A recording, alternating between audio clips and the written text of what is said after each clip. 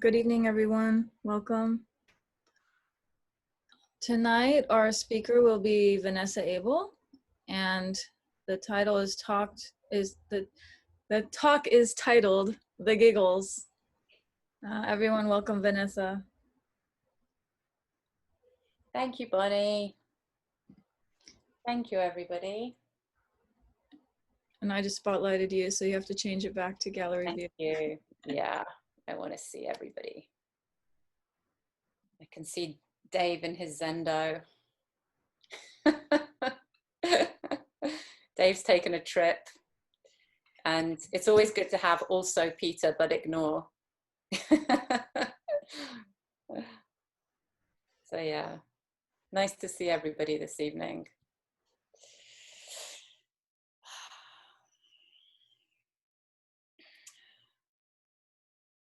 So tonight I'm talking about the giggles. I really like funny people. I like people who can tell good jokes. I kind of worship people who can tell good jokes in a little way. Like, I just sort of look up to them and think they're amazing, because I like to laugh, and because I'm not particularly very good at telling jokes myself or even remembering them. So a good and active sense of humor is a thing to be admired in my book, and I've always been very strongly drawn to it.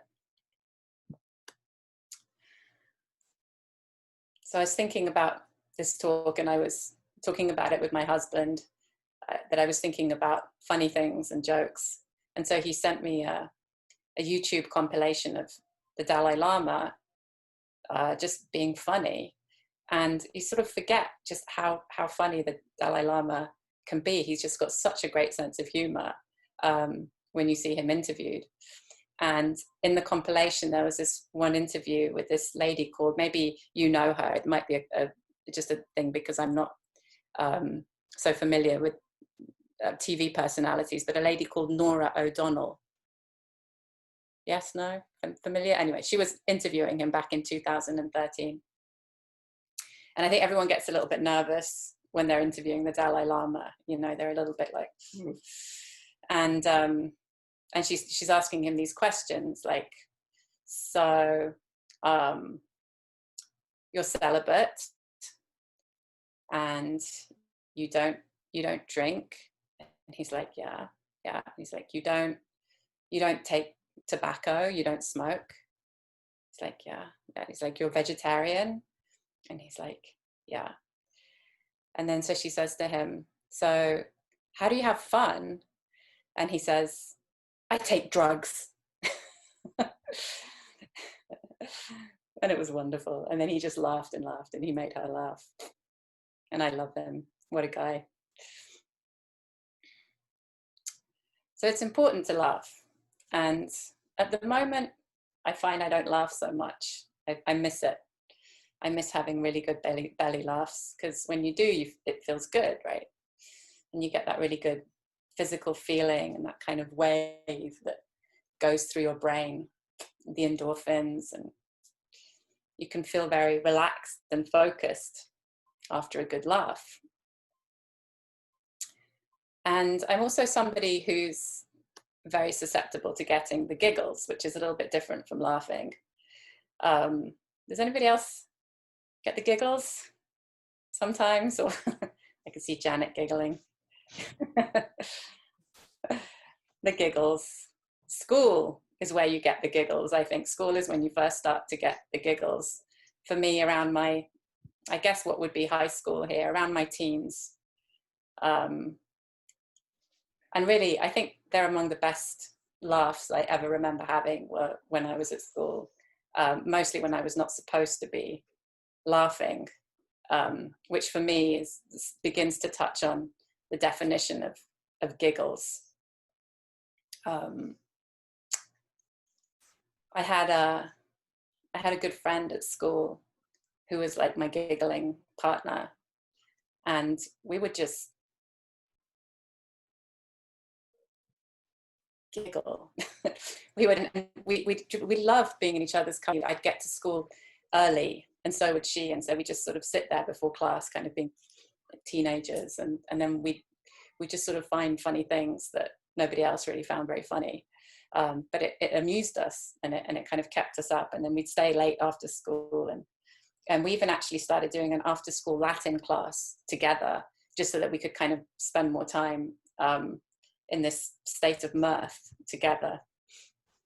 And this poor teacher who used to teach the Latin class, who had to deal with the two of us, who had to separate us probably every class, because of course the more serious the class, just the more incentive there was towards sort of just losing it and collapsing. And it didn't necessarily have to be anything funny. I remember one particular history class when we were doing a module about the history of medicine, and we were learning about cholera, and how cholera was initially, the vaccine for cholera was initially tested on chickens. And then the history teacher asked us to draw these, to do kind of a sketch in our notebooks for some reason of chickens. So my friend and I, sort of faced with this task of having to draw these poor chickens that had just died of cholera, it became an extremely amusing point that I remember very well. And I was actually sent out of the class. So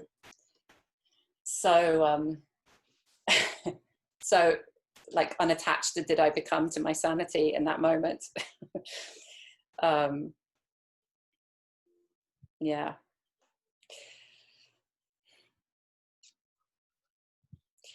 And it was classrooms, it was school assemblies, church services, moments in the dining room when we had to be very quiet, during talks and presentations, like all those very, very serious moments when we're expected to be quiet and behave. And I don't think it's a coincidence that this started for me anyway in my teens, because I think it's a moment when you sort of, you start to open your eyes and become wise to the artifice of institutions. The things that maybe in your childhood you took for granted as being real and authoritative, they suddenly seem to be very flawed human constructs. The teachers are people. And it could be a little rattling also, because you can have this idea that the life ahead of you is just going to be a series of roles, a series of these kinds of situations where you have to play a particular part and behave. And I think that's quite a lot to take on for a young person. I think especially while having this realization, they're obliged to keep up the pretense and play the game. I think it builds a lot of pressure. And there's lots of ways to release that pressure. But I think for sure the healthiest and most legal way would be laughing. And those kinds of giggles that happened like in the Latin classroom, they were so corporal, it was something that would just take over my whole body. It was uncontrollable, and crying and, shaking and trying to keep it in. And the more you try to keep it in, the more it comes out, the more it builds up. And you'd reach some kind of composure, and then I'd catch my friend's eye and we just set each other off again. But when I go back to that feeling, when I think how that felt like in my belly and my bones, I realized it was such an essential moment, that it was a very dynamic moment it's a kind of a rapture, like the uncontrollableness is kind of a rapture and a rupture. Because in so much as giggles are different from laughing, our teachers were not stand-up comedians. Nobody was telling us jokes. But I think what felt funny or what felt uncomfortable in that moment was the contradiction between who we were and who we were expected to be. And the giggles kind of released that tension in the moment.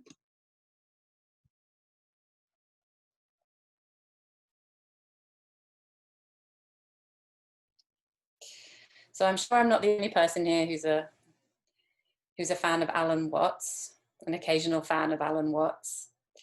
And one of his talks that has touched me the most, that I felt that I could relate to the most, is one called The Joker. Does anybody know that talk? The Joker.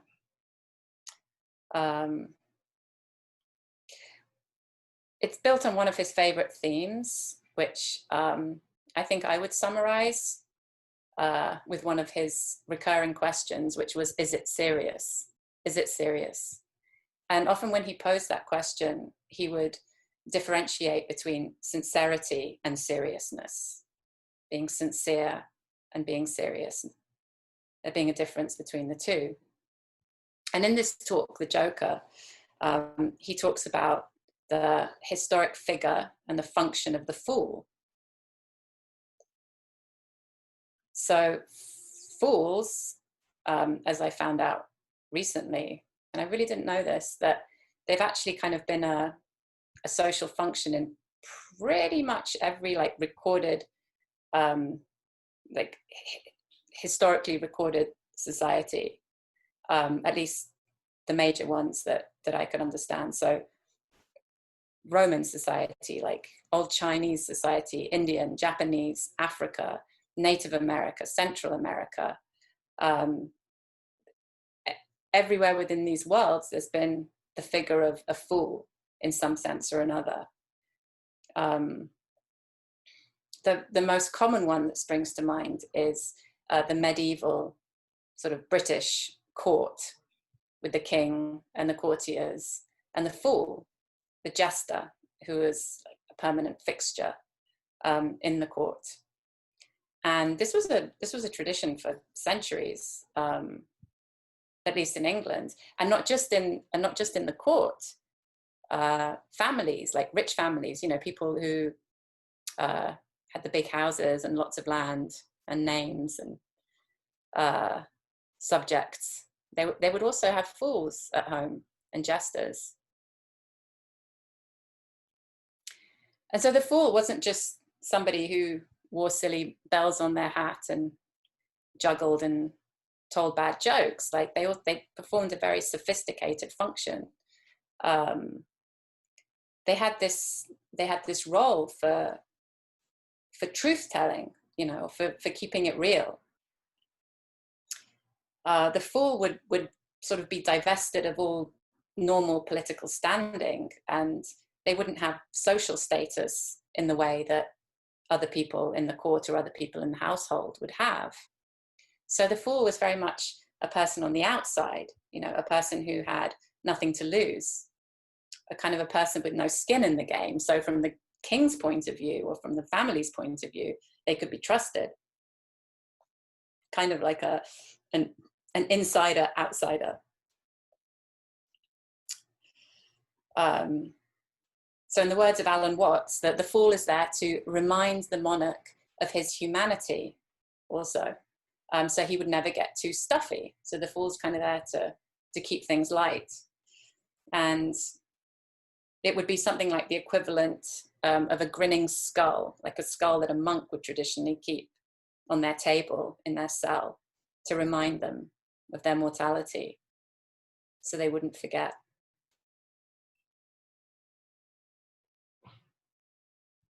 And the fool isn't mean. He doesn't deride people in that way. He just sort of pokes fun, pokes holes in things, pokes holes in power, in institutions.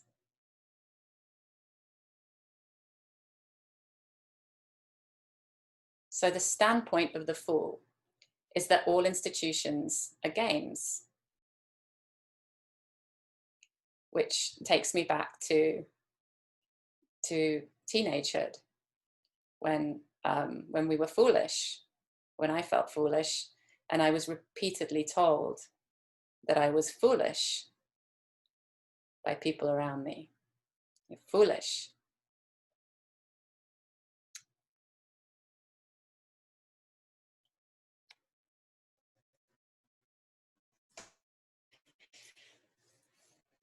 So I was thinking about this, and then what came to mind was the figure of the fool, the archetype of the fool, especially in the tarot tradition, which I really know nothing about, very, very little about. But I was interested to just look up the image of the fool within the tarot tradition. And if you know, or if you look at the tarot card of the fool, he's this sort of young man, looking very happy, very hopeful, kind of innocent, childlike figure, full of optimism. And he looks like he's about to set off on a journey. So he has like a small knapsack in one hand and a white flower in the other hand. And he's about to set off. But right there at the beginning of the journey, where he's standing and taking his first step, he's standing on the edge of a cliff. And he's bouncing, and he's looking up, and he's like, whoa. And he doesn't see what's about to happen.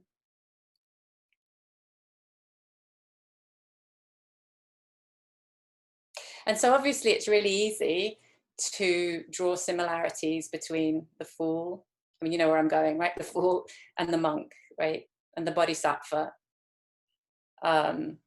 Because in the Zen tradition, you know, there's lots of figures, the holy fools, you know, poets like Ryokan or Ikkyu, or the Chinese poets like Han Shan, Layman Pang.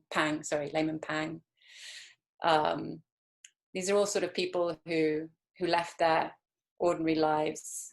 Layman Pang just put all his family's possessions on a boat and sunk it or set it on fire or something, and just took his whole family off on a tour of the monasteries. And they're often sort of depicted as these very kind of, you know, rowdy, slightly out there characters, like to tipple. I think EQ was famous for going to brothels, but they were outsiders. You know, they were outside of the mainstream, peripheral. And wise, and speakers of the truth, you know. Their job was to, like the fool, was to reveal the artifice of what they saw and to provide relief, with no concern for themselves or no concern for their social reputations, because they had none. And like the fool, you know, at the beginning of his journey, there's this theme of innocence, of beginner's mind.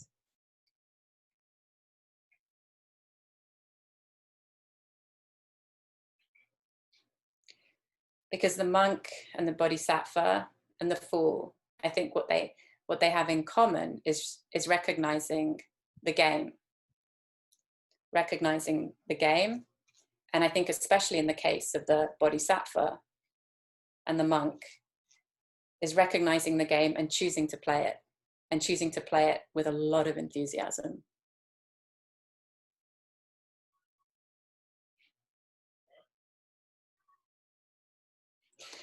So when I look at the funny people in my life and I admire them, and I think to myself, I wonder, like, how do they do it? You know, like what's their secret? Like we'll be in the same situation and we'll come out and we'll talk about it afterwards, and they'll say, oh, did you notice, you know, this? And it'll be very funny. And I'm like, I didn't think of that. It's really funny. And what I realized that it has a lot to do with framing, right? It's framing. Like that's how, when we're in our ordinary lives, like when you go through your day, when whatever you're perceiving, whatever's coming up in front of you, you're framing it. Like you're taking it in, you're letting certain things in, and you're keeping certain things out. Pessimistic people tend to let in more darkness. Optimistic people tend to let in more light at the cost of maybe leaving out a little darkness. And sometimes I think, you know, the people who have humor, you know, who have this kind of more world, I almost feel like the frame is larger, you know, it takes in more things, it allows in more contradictions. And within that, I think there's also a difference, you know, often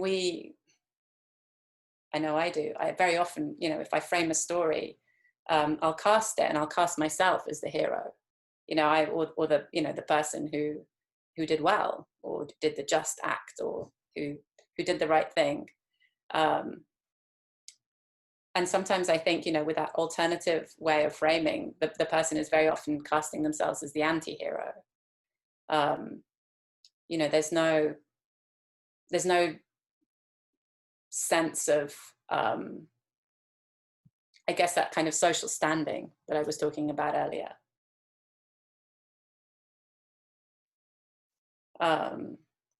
So there's a lot of relief in that for me, in that kind of framing that reminds us that, well, the institutions, you know, these things that we take terribly seriously can be seen as games. And it's a very pertinent idea right now at this moment, because for the most part, like, our institutions are down, right? Schools and churches and libraries.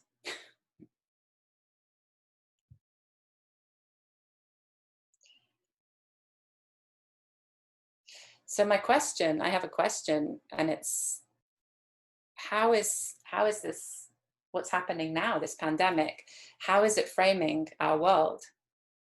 Like, what's in that frame? You know, it's undermining our world. It's undermining what we thought our world was. It's reminding us of our mortality, of impermanence. It's revealing the shortcomings of institutions. And on the other side, it's given us some relief, maybe, from the roles that we play, from the obligations that might be holding us captive, right? And it's an outsider. It came from the outside, and it has no skin in the game at all. So these are the things I've been thinking about for the last 6 months. I've been doing a lot of reframing, a lot of rethinking of these things, and maybe you have to. I think we all have. I think that pretty much every human culture at some point has curried visions and fantasy tales of the apocalypse. But really, these last few weeks here in the West Coast of America, we had a little preview of that, I think. You know, I mean, the sky literally turned orange last week. And it was chilly, you know, it was cold. There was that chill, that it wasn't the chill of winter, but it was the absence of warmth. It was the absence of the sun, you know. It was a different kind of cold that to me felt like death. It was a strange kind of cold. And I think it's been on our minds, and it's seeping into our bodies, it's seeping into our bones. And so things might feel a little chaotic, a little anarchic, a bit like we're teetering on the brink of something, maybe like we're about to step off a cliff. And it's kind of an air of tragedy, right? Because tragedy is about loss, and tragedy is about when things don't end well, when things are irreversible, when the outcome is irreversible. That, to me, that's kind of how I interpret tragedy. And tragedies, plays, they have actors, they take place on a stage. Shakespeare, who was a master of creating stage tragedies, he always had a fool in all of his plays. I think pretty much every play that I can think of, even the comedies, you know, there was always a fool. And the fool, that Shakespeare's fool, had various functions. So there were 3 functions that I kind of singled out for Shakespeare's fools. The first one would be comic relief. So I'm thinking of Hamlet, which is my favorite Shakespeare play. And there's a scene with the gravediggers in Hamlet, just after Ophelia, who's Hamlet's love, and she commits suicide. She kills herself, and the scene is the grave diggers are there, and they're, you know, the common man. They're talking in a completely different kind of level of language from the nobility of the rest of the cast. So they're sort of appealing to the audience in that way. And they're digging, you know, they're digging this woman's grave and making jokes. And Hamlet comes along, and he doesn't realize at that moment still what's happened. He doesn't know that this woman's dead, that he loves. And even worse, that these people are digging her grave. So in that case, I could go on, but in that case, it's like it's a break, you know, from one very tragic event to another. It's a little moment to just laugh. Another function of the Fool. I don't know how many people are familiar with King Lear. I'm not overly familiar, but the Fool in King Lear is this person who is very trustworthy to the king, a bit like how I talked about before, because he's keeping it real. Like he's the truth teller. You know, he's not afraid. Everybody else is afraid to speak their mind to the king, you know, to show the mirror up to the king. But his Fool isn't. And even though he says things that if other people said them to the king, it would anger the king, the Fool kind of gets a pass because the king trusts him and because the king's not threatened by him. And then I think the third function of the Fools in that kind of dramatic setup with Shakespeare is that they're there to remind the audience that they're watching a play. So, you know, often these plays would go on for 3, 4, 5 hours, and I think people would become so absorbed in them, you know, a bit like when you go to the cinema and you're a very, very absorbing movie. And I think there's a moment sometimes when things get a bit too much where you're like, whew, you know, I need a breather. I need to keep my eye on the ball and remember what this is. And that's what the Fools would do, or the jesters, you know, they would sort of come in and be like, whew, this is pretty tough going. Yeah, but remember, it's just a play. It's fine.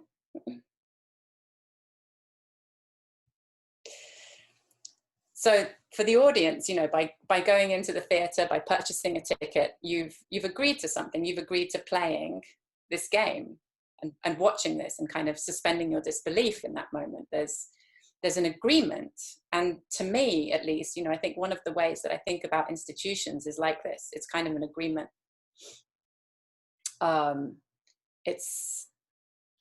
It can extend out from, you know, like I mentioned, schools, churches, libraries, courts, to, you know, social institutions like marriage, or things like currency, time, lots of other aspects of our culture.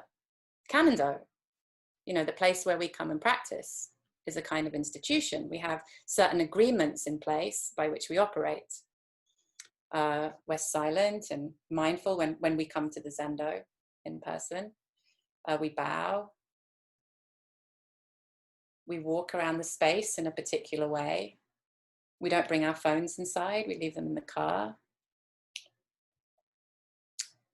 So we've agreed to draw certain lines and behave in a certain way. And then the bell rings and we're done and we leave. And we go back to our cars and maybe we check our phones, or we turn on the music really loud. And we kind of exhale. And that's it. That game's over. That game's over for now. And then we go on to another game that we call work or home.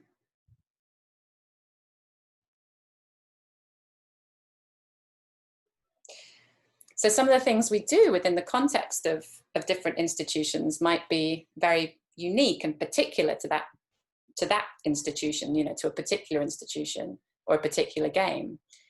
You know, back to what we do in the Zendo, we might not universally advocate the practice of walking around a room in a clockwise direction around the edges in every situation of our lives, but we agree to do so in the context of the Zendo.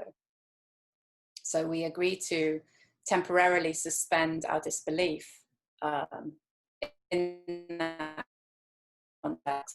when we're watching a play or a movie.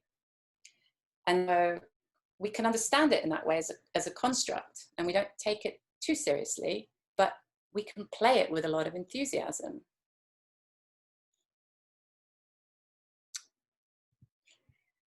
And I would say that probably after school, the next situation that I've been in that has given me the most giggles has definitely been within Zen practice, usually sesshin. So I think for me, sesshin is just one of the most giggle-inducing situations in existence. And maybe you experience this as well, I don't know. But for me, on pretty much every sesshin, usually a little further into it, not right at the beginning, usually when sort of you made a little inroad into the sesshin, there's a moment when suddenly everything is so funny, so funny. And it'll be quiet, and everyone's sitting zazen, very quietly and very calmly, very concentrated.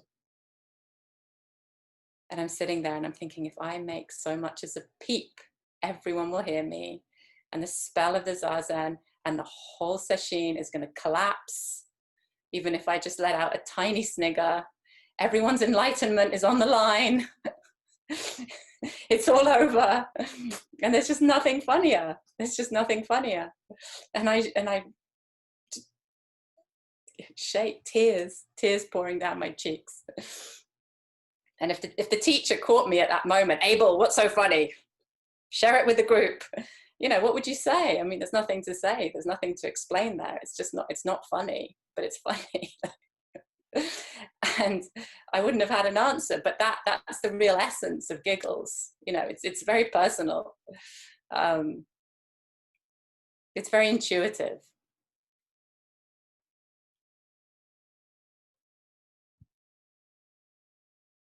And then going back to institutions, or the idea of institutions, just for a moment, there's another thing that Alan Watts puts forward that I kind of really vibe with, and that's looking at yourself as an institution, you know, by the same definition. So our identities being formed through agreed upon, shared social signifiers and reflections. So I'm a woman, I'm a mother, I'm a Zen student, I'm a housewife, right? And these are just shared signifiers, you know, to give you some idea of, you know, how I spend my hours and days.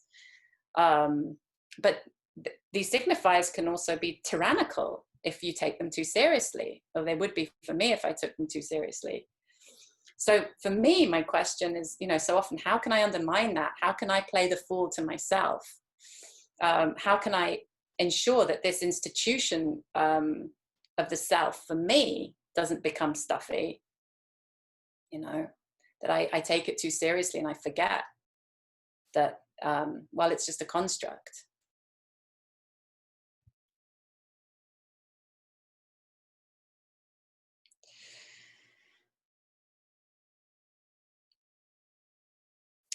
So the shocking proposition that this brings me to, or like an idea that I'm playing with, is this. So from the inside of being inside a global pandemic right now, and an environmental tragedy and a political crisis,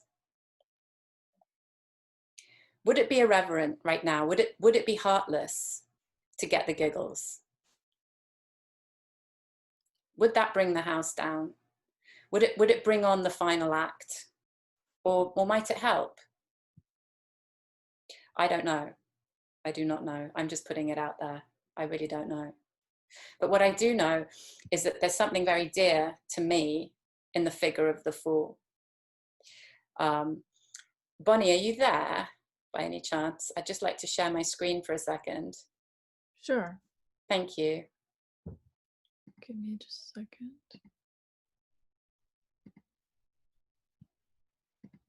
Okay, go ahead. Yeah, thank you.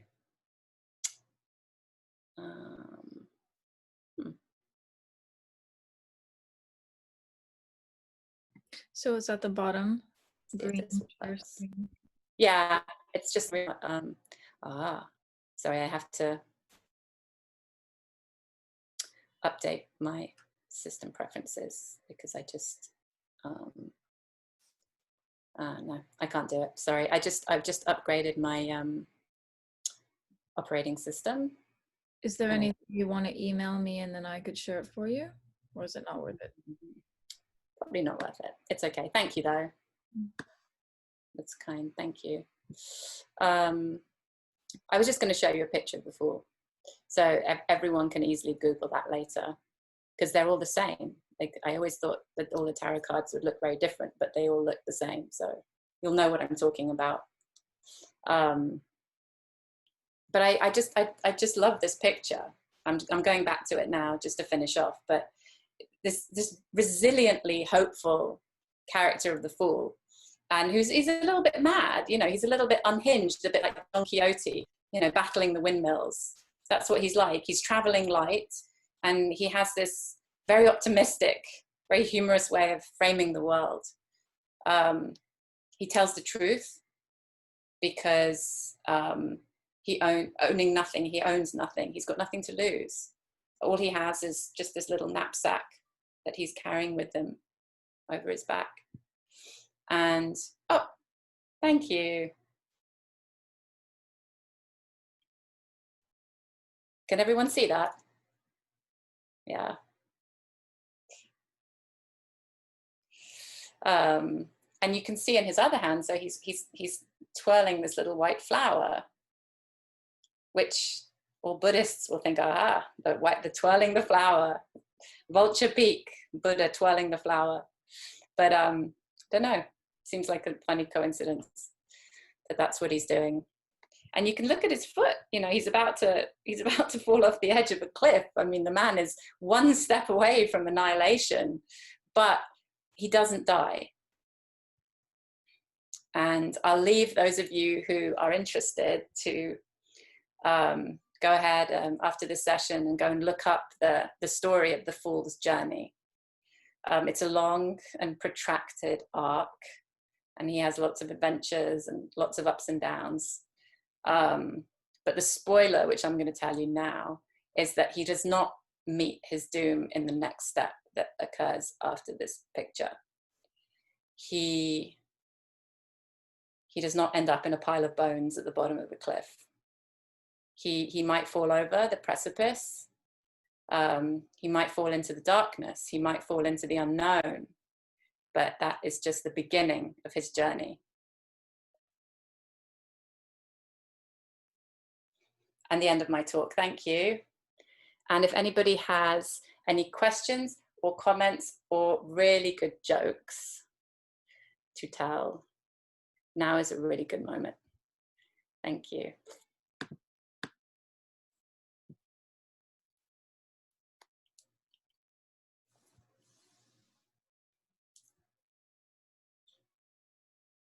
Dave.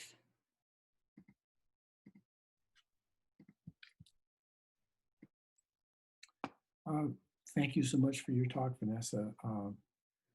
It was wonderful, and I personally enjoyed it very much because I've been absolutely fascinated with humor for a very long time. I mean, we all enjoy it, but there's a lot of very interesting stuff about, you know, I mean, humor is a pretty uniquely human thing. If you think about our emotions, you know, we've got fear and hunger and sex and anger and all of those things, and we share those with a lot of other animals, but it's not clear that humor, as we really define it for humans, is very close to anything that any other animal. Perhaps some of the higher primates have something vaguely similar, but it's a uniquely human thing.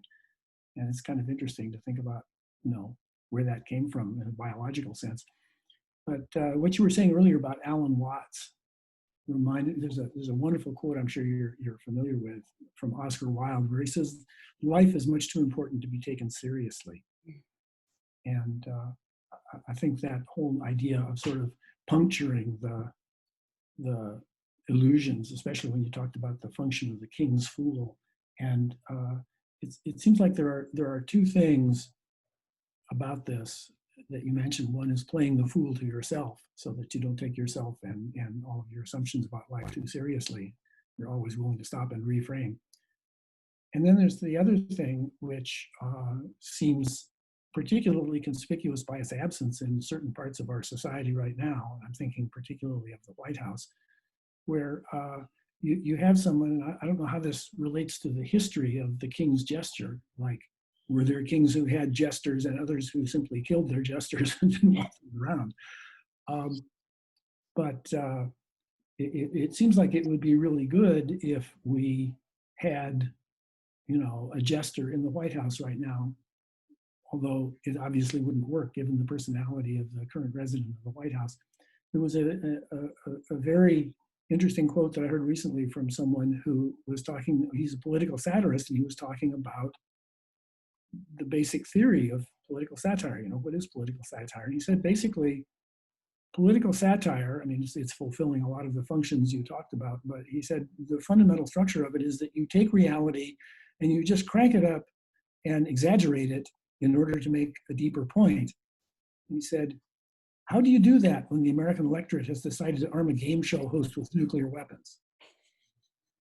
And I guess I'm just really sort of stuck at this point, not just in terms of, you know, making fun of Donald Trump, but we all run into people who really could use some deflation and reframing of their outlook on the world. And in many cases, they're not the least bit receptive to that.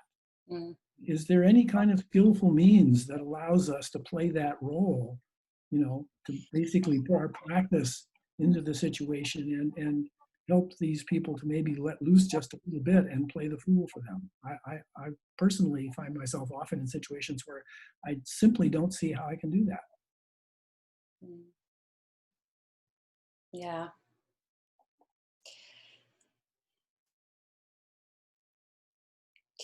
I mean, I feel like, I mean, playing the fool involves sort of taking the first hit oneself, you know, and I feel that in that sense, you know, if somebody is self-deprecating in that way, I find that in my experience tends to disarm, or maybe just, you know, open a tiny little aperture, maybe, but not always. It definitely calls for skillful means, Dave. And you make me think about when you were talking about the White House, about the, is it the press dinner? No. It's the correspondence dinner. Correspondence dinner at the White House, which was a tradition, right? And every year the president would go and hear himself ripped to shreds by these comedians. And if I understand correctly, the current president has not attended one so far. That's correct. Yeah. So I think that's a great indication. You know, I think of I don't want to get too political, but I just think about, you know, a world a few years ago when there were terrorist attacks, for example, on the Satire magazine in Paris, the Charlie Hebdo attacks, you know, and everybody thought, oh, you know, this is these people who attack satire and, you know, who attack humor. And yet, yeah, you know, to me, there's an echo in the seriousness of just not wanting to hear what's being said in that way. Obviously, I'm not comparing it to a terrorist attack, but I just mean it's an echo of the same kind of deliberate deafness. Yep. Yeah. It's a challenge. I think look to the Dalai Lama. I have not seen a person that he can't make laugh. He just does it by laughing a lot himself, and it seems to work. Yeah. Megan and then May. Well, I have a joke, which is a man goes to a bar and asks the bartender for 2 hurricanes and a Corona, and the bartender says that'll be 2020. Silly joke.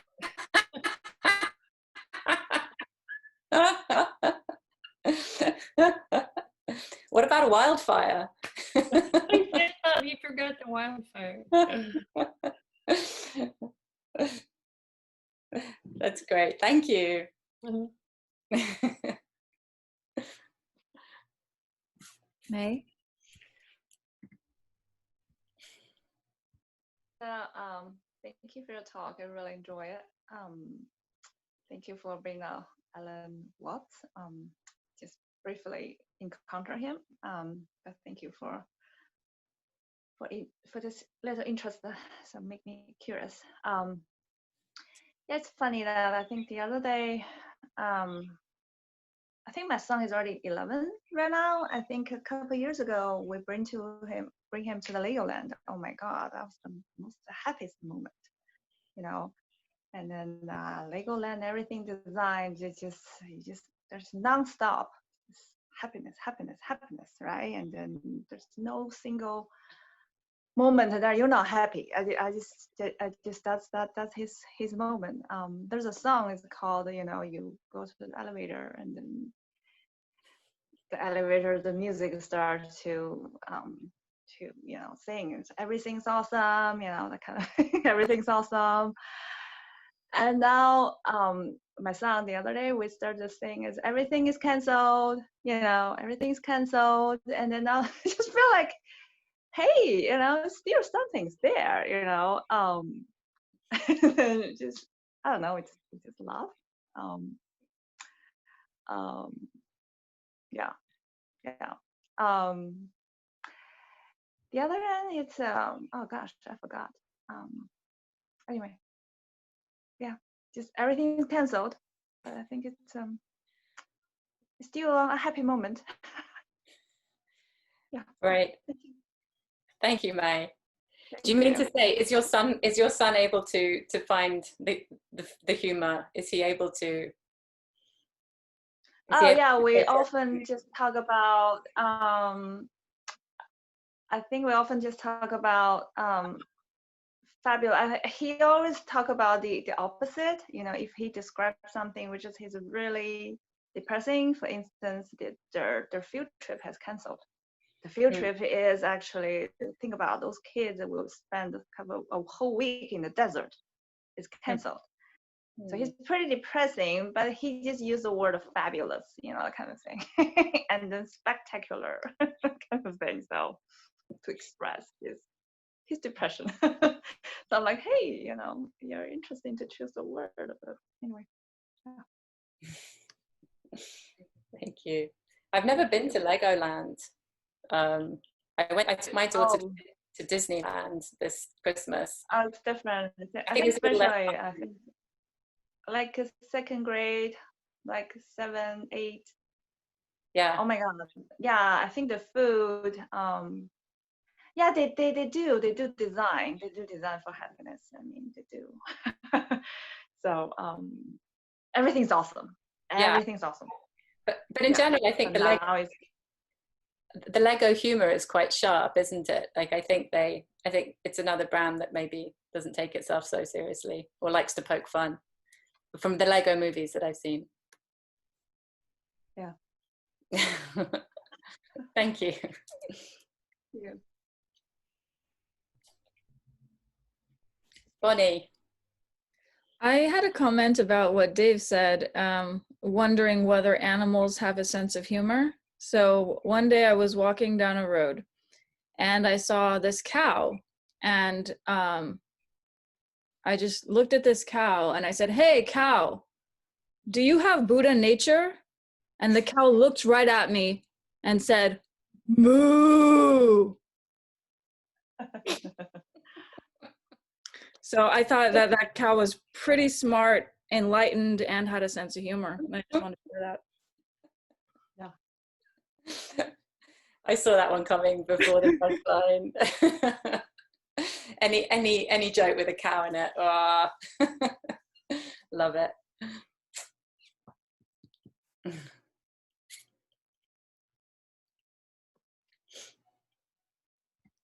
Dave?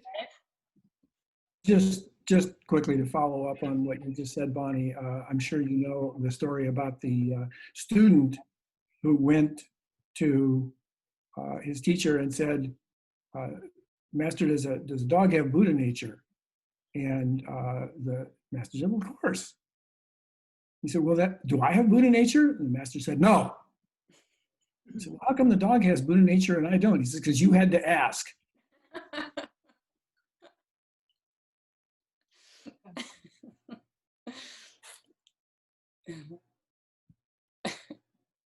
Catherine? Hi, Catherine. Hi, this is my first time here. I think this is the way you ask for permission to talk. I saw Dave do that, but thank you, Vanessa, for the talk. It was enjoyable, and I had a joke for you or for everybody. But first, I wanted to tell you that I have been attending laughing yoga. And it is really great. It's great for your body and great for your mind. And it's like this on Zoom and 1 hour of laughing and different things. But I don't know, I started doing it a few weeks ago and I really like it. But anyway, my joke is, I usually like to tell people it's a dirty joke, but it's really not. I just like to tell them it's a dirty joke because it seems funnier to me. So the joke is, what's the difference between bird flu and swine flu?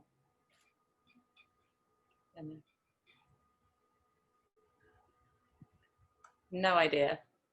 One, you get tweetment. The other one, you use ointment.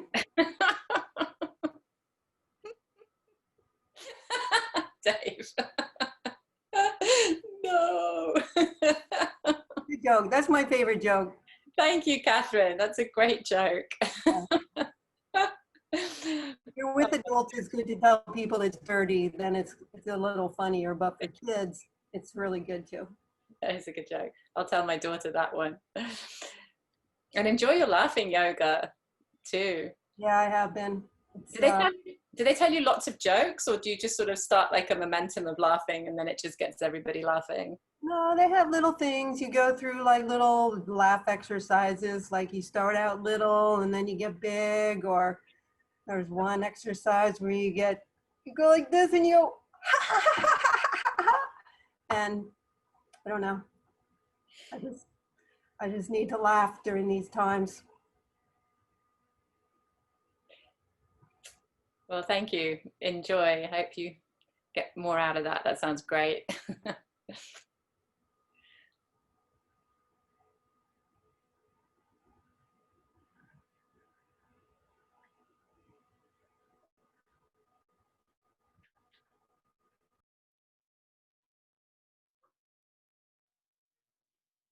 Anybody else sitting on a joke or a question or a comment?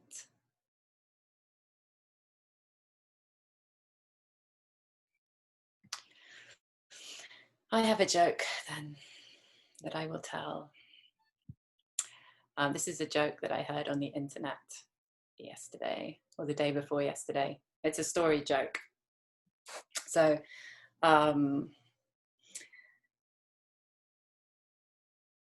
there's been a session or a practice period or a session, and everybody who's been sitting at the session has been meditating a lot and doing things in a very mindful way, and doing things very slowly and walking very slowly and eating very slowly and just functioning very slowly. Things have really slowed down. That's the idea. So then the session ends and everybody goes home. And one of the people who was at the session works in a zoo. And so he goes back to work on Monday to the zoo, and he walks in very slowly to the zoo, and his boss sees him and he's like, what's up with this guy? And he says, well, I've just been on a meditation retreat and everything's very calm for me right now. So his boss thinks like, geez, I better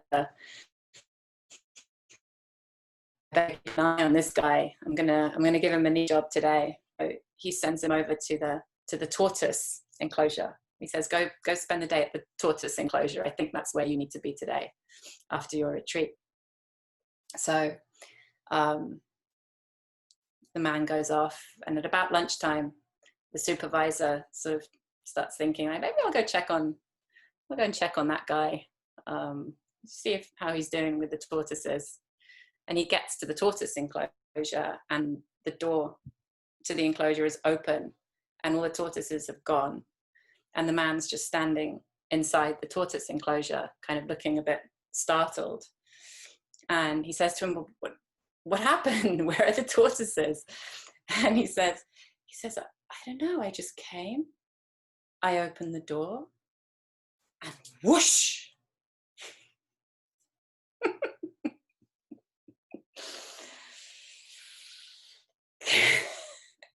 the tortoises were moving very quickly in relation to the man.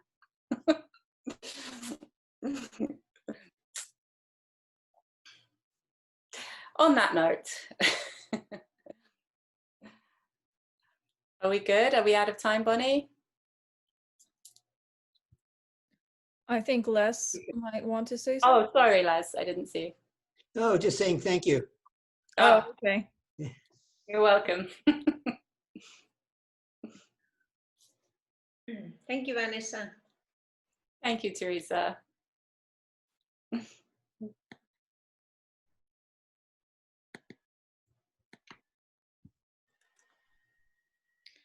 Any other questions or comments before we close? All right, thank you, Vanessa. And do we have any announcements tonight? Next week, our guest speaker will be Bonnie, right, Bonnie? Yes, that's correct. Oh, I thought you were going to talk about Paul Baines. Yes, I will be speaking next week, and the topic will be Buddha's robe. And do you want to announce about Paul Baines next Saturday? Not this Saturday, but the following Saturday? Maybe Les wants to say something. He's the one who's been in touch with him. Why don't we save the announcement until next week? Okay, no problem. So it'll be a surprise. All right, I have an announcement. We have a board meeting this coming Saturday at 8:30 a.m. Pacific. And everyone's welcome to join. That's where we basically cover the business of Kannon, and it'll be online on Zoom on the same link that we use for Saturday. And the other announcement is on the same day, this coming Saturday, our Zoom links are going to be changing, and I put that in the chat here. It's also updated on our website as well as on the Google Calendar, and you'll get an email as well. Just want everyone to know that starting this coming Saturday, we're going to have a different Zoom link, and that way we'll have the same link for all public meetings, you know, whether you're joining in the morning or in the evening. And it's a longer link because the password's embedded. You don't need to know all of this, but it's just that Zoom changed their security requirements. So this link is more secure. And you have to click the link to get into the meeting. Otherwise, you can still manually enter in a meeting ID, but you'll have to also manually enter a password if you do it that way. Any questions about the Zoom link or where to find it? Teresa? Yeah, actually, it's not about the Zoom link, but I think this coming Saturday for the Sangha meeting, the head of the CSA, the Community Services Agency, Mountain View, is coming to talk to us. Is that right? I haven't confirmed. I think Brenda, yes? Okay, so maybe, you know, he will be coming to talk to us about needs in the community and what we can do to help. So that's. Thanks for that. Any other announcements? Okay. Do first timers want to introduce themselves? Catherine, are you still there? Yeah, I'm still here. My name is Catherine McGowan. I live in Mountain View, and I've been meditating for some time.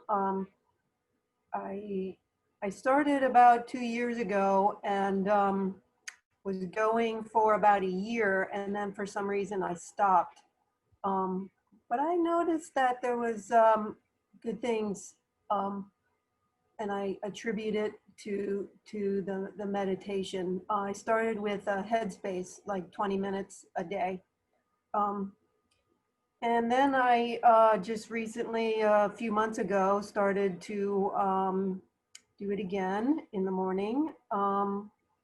And I've been listening to like some talk from for like Tay and some of the other brothers that have studied with him. And so I was thinking about maybe like a meditation community. And It's then great. I, of course, just Google, as everybody knows. Well, it's nice to meet you today, Catherine, and I hope you'll be back. It was really nice to meet you and talk with you today. And I also want to welcome Tigran. Tigran has been part of our community at Kannon for a long time, but unfortunately, he was not on our mailing list and did not know that we were having Zoom online meetings. So today he's with us. So just make sure you're on our mailing list. And if anyone you know from the Sangha is not on our mailing list, they might not be getting the announcement. So really great to see you, Tigran. Sorry, you're on mute. If you want to say anything, you can unmute yourself. Okay, I'm gonna unmute everyone and we're just gonna go around and introduce just our names to Catherine. So I'm Bonnie. Peter. Teresa. Diane. Dave, Megan, May. Fabio. I'm Les. Vanessa. Travis.